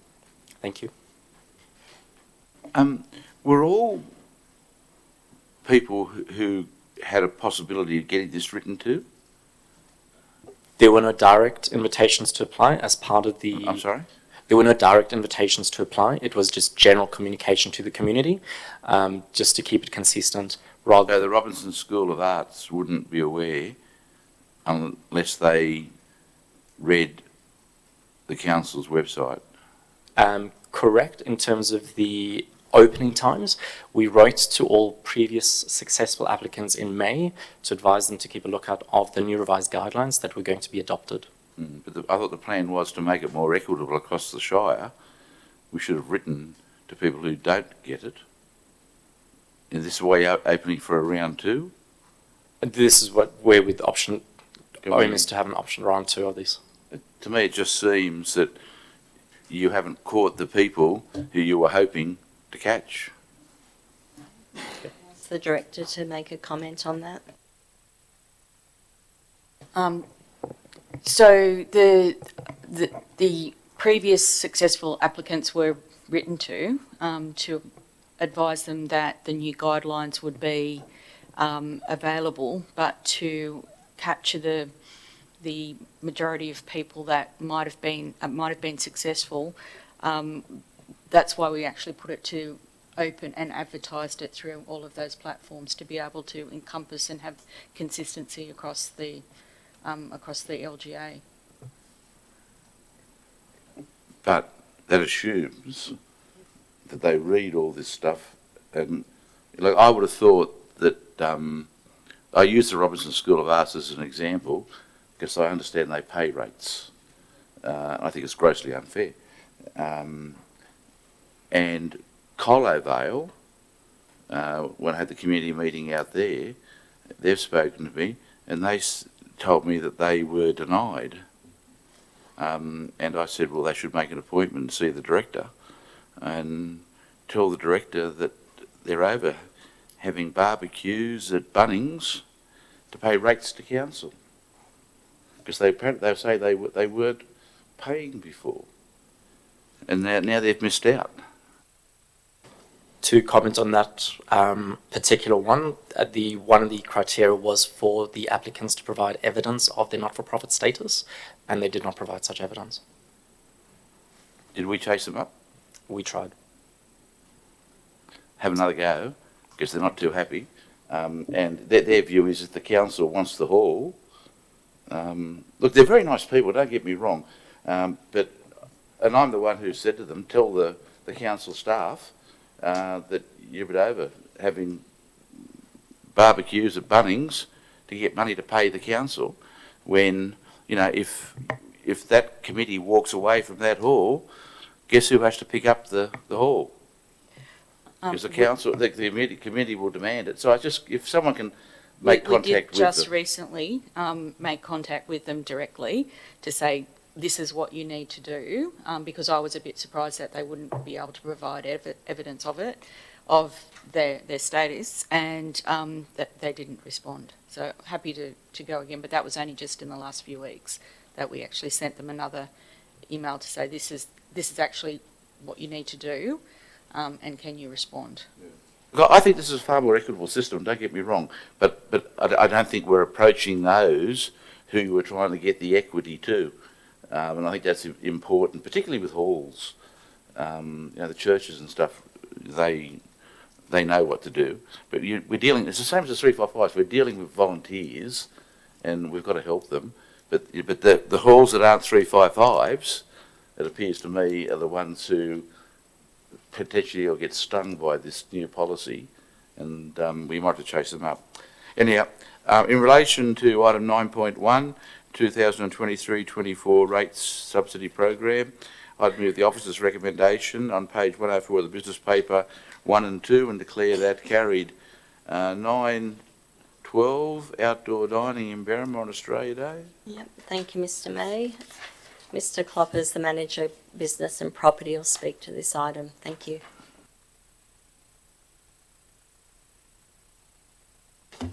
Thank you, Madam General Manager.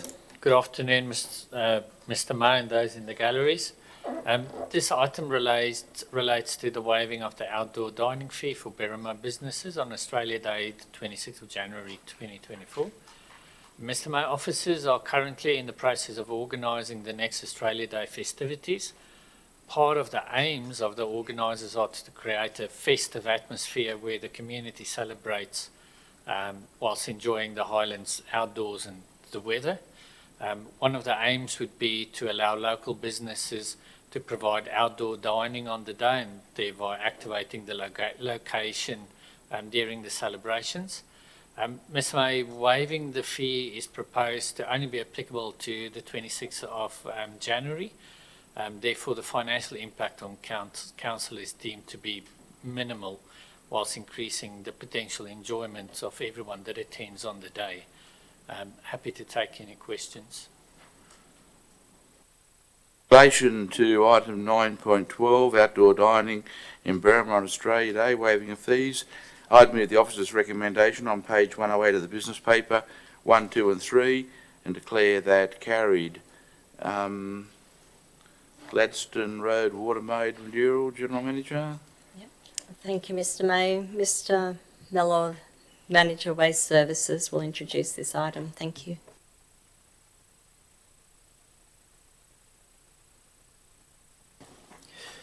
Good afternoon.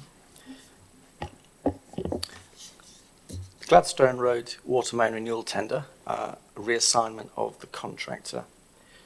Previously, at the July 2023 council meeting, the council passed a resolution on the tender to accept the J Group submission. However, J Group have failed to provide the necessary bank guarantees. They have not signed the letter of acceptance and not signed the contract.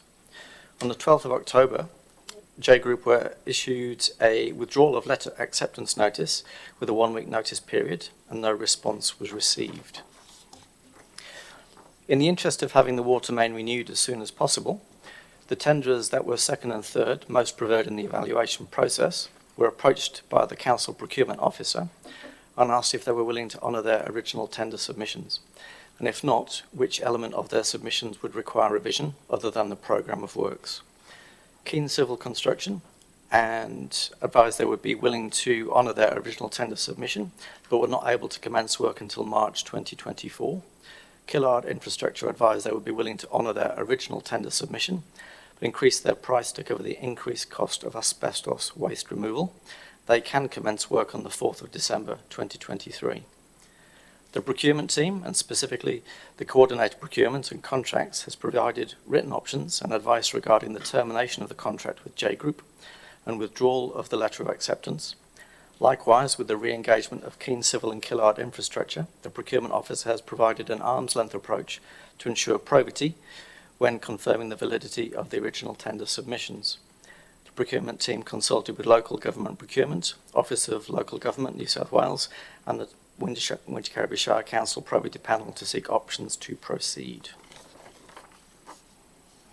This report is a submission to Council under Clause 55.3.1, exemption to tendering requirements based on extenuating circumstances. It is agreed that there would be no benefit derived by re-tendering the exact same scope of work. There would be negative consequences of re-tendering, which include a delay in getting the works performed and subsequent delays in restoring the already badly deteriorated road surfaces in Queen Street, Bowral and Gladstone Road, Bowral. Council are responsible to act as expediently as possible to satisfy the community concern about the quality of the road surface in Queen Street and Gladstone Road. However, the water mains are aligned directly under the road surface and hence must be replaced before the road surface is renewed. Delay of the water main renewal has already resulted in the requirement of 2 temporary road repair campaigns. As such, the officer's recommendation to resolve to that Council resolve to invoke the exemption under Section 55.3.1 of the Local Government Act, having encountered an extenuating... I'm not being rude, but you're not changing the recommendation? Okay, well, let's just get on with it.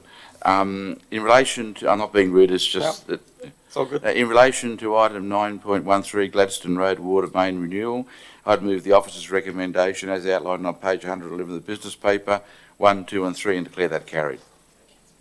9.14, tree maintenance. Yep. Mr. Bray, the Manager Shire presentation, if we can just keep it brief. Thank you. Good evening, Mr. Mayor. The General Manager said that, not me, right? Yeah. The purpose of this report is to present the evaluation of the request for tender for tree maintenance services. Council has conducted an open tender process for the purpose of establishing a contract to engage external contractors to provide tree maintenance services. The tender advertising period was from the 5th of September to 3rd of October, a total of 28 days. The tender invited contractors to submit rates for the following listed categories. Category 1, ad hoc tree maintenance services as requested, including request for quotation. Category 2, ad hoc tree maintenance services and request for storm emergency response. The initial contract will be for a period of 1 year with an option to extend the arrangement by a further 1 year period. Council sought tenders for suitably qualified contractors to provide a lump sum tender for the scope of works. A total of 10 submissions were received. Upon evaluation, a total of 3 tender submissions were determined to be non-compliant. The tender evaluation panel agreed to award a panel of 5 for both contract categories in accordance with Council's operational requirements. Awarded contractors under this tender will be engaged in accordance with the schedule of rates submitted under the tender process for each category as required. In conclusion, Council has a need to efficiently source a panel of tree management contractors on an ad hoc basis for meeting Council's operational needs on delivering Council's daily and emergency tree management services. Thank you. Thanks. Look, a question. As you come off the motorway through Almerton, there's this huge pile of wood chip. There's one at Lackey Park. Are they ours and residents can just go and help themselves? No, I wouldn't recommend that, no. I'm not sure what that one is. But what we generally do get, wherever there's an open space, we do get illegal dumps of mulch. That could be what this is. Generally, there's a tip fee that is incurred with taking mulch, so a lot of the tree contractors think they're doing council a favour. However, it's not always a favour because there is a thing called the Mulch Exemptions Act, which essentially makes it a waste material. So What about all the Lackey Park at Moss Vale there? It's another one where it's not something... They're not ours? It's not our mulch, no. It gets dumped there and we the clean it council was up. being Yes. good. Pardon? I was thinking the council was being good. No. No, we do often get inquiries from the public to ask if they can remove the mulch, take the mulch themselves, but... You see trailers and cars and people with buckets and garbage tins filling them up and... Yes. So it's not something we can endorse for obviously the risk reasons, but... Okay, I won't ask any more questions. In relation to item 9.14, tree maintenance services, I'd move the officer's recommendation as outlined on page 114 of the business paper, 1, 2 and 3, and declare that carried. 9.15, supply of carbon dioxide. Yeah, thank you, Mr. May. Mr. Mellor will speak to this one. Thank you. Thank you, Mr. May. General Manager. Council has conducted an open tender process for the purchase, for the purpose of establishing a contract to engage external contractors for the supply and delivery of carbon dioxide gas, vessel inspection and associated services for water treatment plants. Council has a crucial responsibility to fulfil its regulatory obligations in providing the community with drinking water that adheres to the Australian Drinking Water Guidelines. Ensuring a consistent and high quality supply of CO2 is vital for compliance with these guidelines. Furthermore, regular CO2 vessel inspections and repairs are essential to meet regulatory standards, safe work registrations, and ensure safe operations. Council sought tenders for suitable and qualified contractors to provide a schedule of rates as part of their tender response for the scope of works. And do you want me to... In relation to item 9.15, supply and delivery of carbon dioxide, tender evaluation, I'd move the officer's recommendation as outlined on page 120 of the business paper, 1, 2 and 3, and declare that carried. General Manager, 9.16, Cashburn Park upgrade. Yes, the Director will speak to this one. Thank you, Ms Targa. Thank you, General Manager. Mr. May, the purpose of this report is to provide a status update on the Cashburn Park project. In June 2022, Council received the executed deed for a 2.479 million grant funding for the Cashburn Park upgrade through the New South Wales Government's Bushfire Local Economic Recovery Fund. The grant allowed for Council to fully develop the master plan and the detailed designs for stages 1, 2 and 3. The Cashburn Park project consists of new play spaces for a variety of ages, new toilet facilities, an asphalt pump track, a new village plaza and village green, a deck connecting the Winslow Mechanics Institute Hall, integration of the basketball half court, shared paths and road shoulder widening of Railway Parade. A project control group was also formulated, consisting of council staff, members of the Wingello Village Association, New South Wales Public Works and the Department of Regional New South Wales. The project control group has been instrumental in ensuring positive outcomes in relation to the funding and the deliverables. Upon closing of the request for quotation through the local government procurement panel process, one submission was received which was deemed acceptable, although the total cost was exceeding the allocated budget. The evaluation panel resolved to reject all submissions and proceed to negotiate a number of scope-related items such as simplification of the decking and balustrading, alternative retaining wall materials, alternate soft fall material, reduced pot sizes for trees and plantings, reduced shared path width, and alternate street furniture, while still maintaining all the project ingredients. Following a successful value engineering exercise, the negotiation proceeded to issuing a letter of offer to Lamont Contracting for the revised scope of works, forecasted to commence by the end of November 2023, with completion scheduled for June 2024, in line with the funding requirements.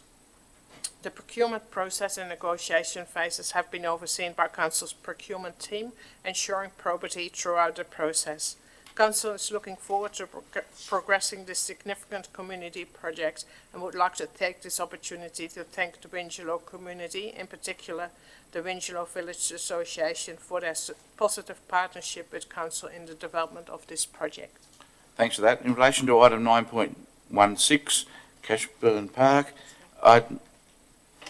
I would move the officer's recommendation as outlined on page 126 of the business paper 1 and 2 and declare that carried. Next item is the Highlands Theatre Group, Shed Welby Oval. General Manager. Thank you, Mr. May.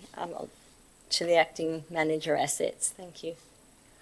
Thank you, General Manager. Mr. May, Council has been collaborating with Highlands Theatre Group for several years as part of their vision for a storage facility at Welby Oval.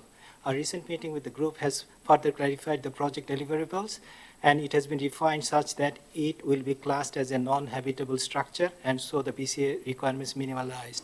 Early cost estimate of the proposed development are that it will require a financial investment in the order of $175,000. STG has confirmed an ability to provide a financial contribution of $100,000 only to the project. However, there is no funding source identified for the remaining funds required.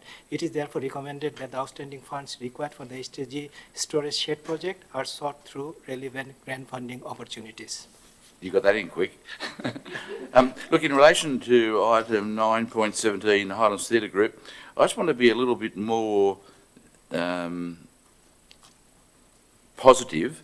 They've got the 100,000, and we're 75,000 potentially if we can't get a grant. Is that right? We don't have any funding allocated to this project. But doesn't mean we can't take funding out of another project. That's what I want to look at. So in relation to item 9.17, I would move that Council, 1,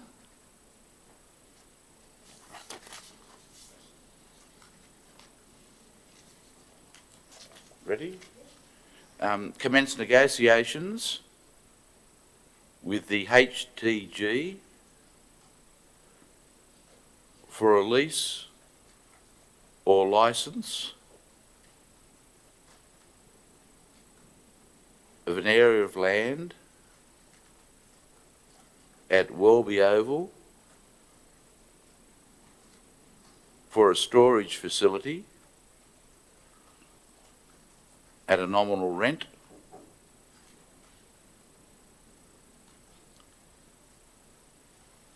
Two, the HTG be requested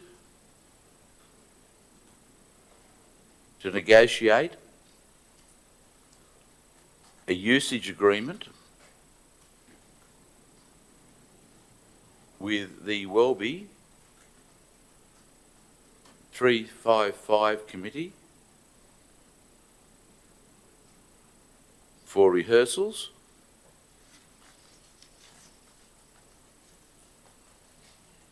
And 3, options for council's funding its portion of the project be considered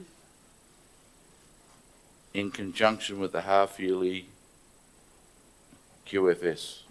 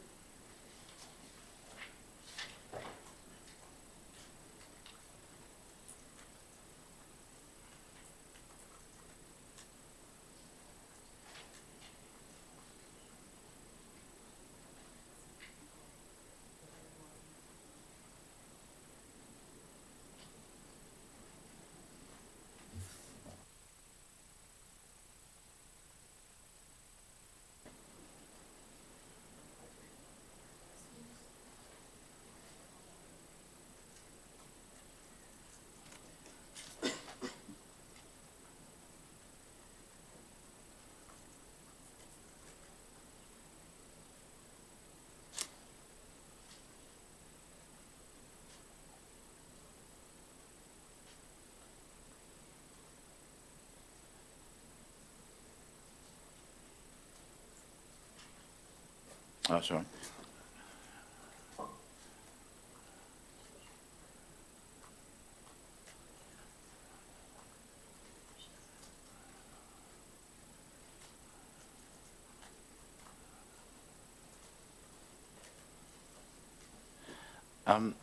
In moving this, while I say the Welby 355 committee, it's actually run by the Mittagong 355 committee, but I think this just makes it clearer. And I'm not building expectations. Maybe we can't find the $75,000. I don't know. But I want to keep it alive because I'm confident we will get the money for Mittagong. And they need somewhere to rehearse. I don't want to go through again what we went through in Bowral. This is going to be a facility for the whole community to use, but they need somewhere to rehearse. And it may be that we're going to own this facility. I honestly don't know. So maybe it's not a lease or a licence. It's easier for us to do it ourselves. It's really up to the staff. I haven't discussed this with what I'm doing now with the HTG, and I'll make it very clear. I'm going to see the Vicar of Dibley on Saturday night, and my wife and I have paid for our own tickets. So, you know, I think that's important. But this I think is going to take time, as is if we get the money for Mittagong, it's going to take time. But I think hand in hand, this will work and save problems further down the track. So I declare that carried. The next item is the investments report. No introduction, page 134. In relation to item 9.18, the investments report, I'd move the officer's recommendation as outlined on page 134 of the business paper and declare that carried. 9.19, the Canberra Regional Joint Organisation. It's true that we did go out to Fitzroy Falls, but it just wasn't to look at the view. Some council staff gave excellent presentations on crayfish, which I'm not, the spiky crayfish. You learn something every day up here. And the koalas. And I think the mayors of the other areas really appreciated it and saw the great environmental work that people in this organisation are doing. So in relation to item 9.19, I'd move the officer's recommendation on page 136 of the business paper and declare that carried. And the traffic committee, 9.20, the minutes of the meeting of the 26th of October. Could I thank those responsible for putting on the agenda the Berrima Cars and Coffee. I now tell people the matter is closed. That the RFS and the police and transport agree with the officers. Matter closed. In relation to that matter, 9.20, I'd move the officer's recommendation as outlined on page 148 of the business paper and declare that carried. I thank everyone for their patience. It's been a long agenda, but yet again we've got through quite a bit, and I know that the PAS Refine took a lot of time, but I thank the staff for their assistance, and Susan who's left, but I thank everyone for their assistance, and I think it ended up a good outcome. General Manager, anything else? Just really, really quickly, Mr. May, I'm very pleased to announce we've launched our new website today, so people will see a refreshed looking website, but more importantly, less clicks to actually find the information you need. That's all I wish to say, Mr. May. Oh, well done to all.